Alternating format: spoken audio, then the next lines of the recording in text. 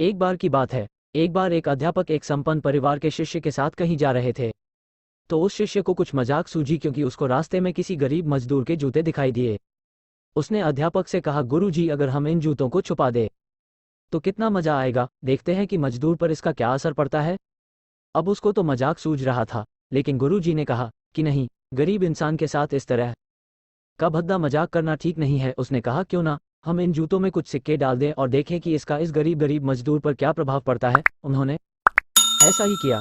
जैसे ही मजदूर अपना काम करके लौटा और उसने एक पांव अपने जूते में डाला तो उसको कुछ कठोर सा महसूस हुआ। उसने अंदर हाथ डाला तो उसको कुछ सिक्के दिखाई दिए। वो थोड़ा आश्चर्य में पड़ गया। आसपास किसी को देखा तो कोई भी दिखाई नहीं दिया। वापस उसने दूसरा पैर अपने जूते में डाला और वापस उसको उसमें कुछ सिक्के दिखाई दिए। अब दोनों जूतों के सिक्कों को उसने अपने हाथों में रखा और प्रभु की तरफ इशारा किया, है प्रभु, पता नहीं किस भले मानुष ने ये सिक्के मेरे जूतों में छुपाए हैं, लेकिन जिसने भी छुपाए हैं उसको मेरी दुआ है ताकि इन पैसों से मैं अपने बच्चों और पत्नी के लिए कुछ खाना और दवाएं ला सकूंगा। और इतना बोलकर वह चला गया।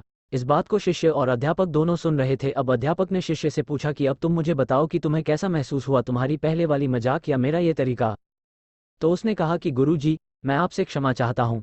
अब मुझे समझ आ गया है कि सच्ची खुशी किस चीज़ में है। जब हम किसी की मजाक उड़ाते हैं तो हमें कुछ पल का आनंद मिलता है, लेकिन इससे हमें बद्दुआ मिलती है। लेकिन अगर हम किसी की मुश्किल परिस्थिति में मदद करते हैं और जिसकी भी हम मदद करते हैं उसको भी नहीं पता कि हमने उसकी मदद की है, लेकिन अंदर ही अंदर हमें पता है कि हमने उस इंसान की मदद की है, यही सच्ची खुशी है। जब हम दूसरों को खुशी देते हैं तो हमें सच्ची खुशी मिलती है।